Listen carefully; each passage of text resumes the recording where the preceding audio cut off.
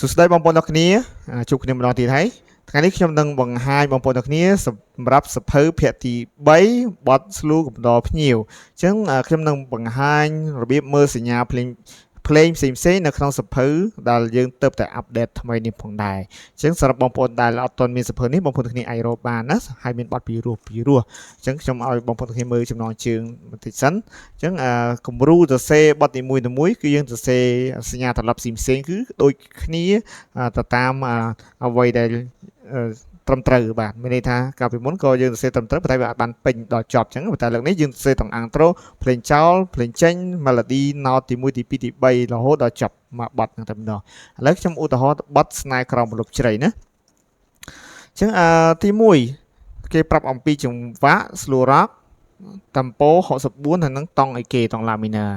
ហើយឈ្មោះសំឡេងដែលយើងប្រើគឺសំឡេង trumpet អញ្ចឹងបងប្អូនគ្នាដាក់សំឡេង trumpet នៅកន្លែងនេះមកណាគឺមានស្រេចហើយកន្លែងនេះគឺជា outro យើងលេង outro ពីកន្លែងនេះរហូតដល់កន្លែងដែលមានសញ្ញាដកមួយហ្នឹងបាទមានន័យថាដល់កន្លែងសញ្ញានេះគឺជា outro ហើយអញ្ចឹងចេះតារ៉ារ៉ាន់តារ៉ារ៉ារ៉ាន់តារ៉ារ៉ារ៉ាន់តារ៉ារ៉ារ៉ារ៉ាន់ហើយបានចាប់ដើមចម្រៀងសងទី1នៅកន្លែងនេះណាអញ្ចឹងលេងសងទី1រហូតមានសញ្ញា repeat មួយនេះកន្លែងខាងនេះមានសញ្ញាគេហៅសាដានមួយយើងលេងរហូតដល់ចុងនេះមកហើយចូលមក up ទី1 plot ចូលមក up ទី1គឺដល់កន្លែងនេះមានសញ្ញាសាដានមួយទៀតដែរវាបែររោគ្នាបែបហ្នឹងណាមានន័យថានេះបែររោខាងលើអញ្ចឹងមានន័យថាដល់កន្លែងនេះតតារ៉ារ៉ារ៉ារ៉ារ៉ាចូលឡើងទៅលើវិញមានន័យថាទី1យើងលេងរហូតមកដល់បន្ទប់ទី1នេះហើយបានយើងឡើងមកលើវិញណាលេងមកលើវិញគឺលេងមកដល់ខាងចុងនេះ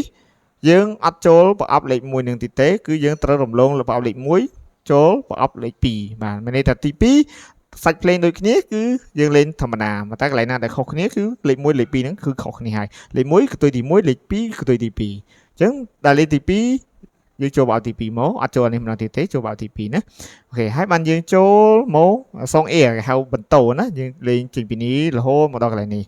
ហើយបានចូលភ្លេងទី3ហើយបានកតុយទី3មាន music នៅកន្លែងនេះគេបញ្ជាក់ថាលេងភ្លេងទី2ចោលណាលេងភ្លេងទី2ដោយប្រើសំឡេង trumpet អញ្ចឹងមានសញ្ញានេះហៅសញ្ញា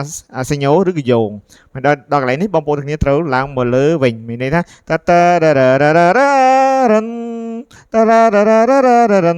តារ៉ារ៉ារ៉ារ៉ារ៉ាតារ៉ារ៉ារ៉ាចូលទី2អត់ចូលទី1ដោយសារគេបញ្ជាក់ថាទី2ណាអញ្ចឹងចូលទី2វិញហើយច្រៀងម៉ូតូឡើងវិញច្រៀងទី3ឡើងវិញដល់កតុយទី3គឺមានសញ្ញាកូដាដល់កូដានេះយើងត្រូវរំលងមកចូលកូដាខាងនេះគឺយើងលេងភ្លេងចេញបញ្ចប់មានន័យថាយោងទៅយោង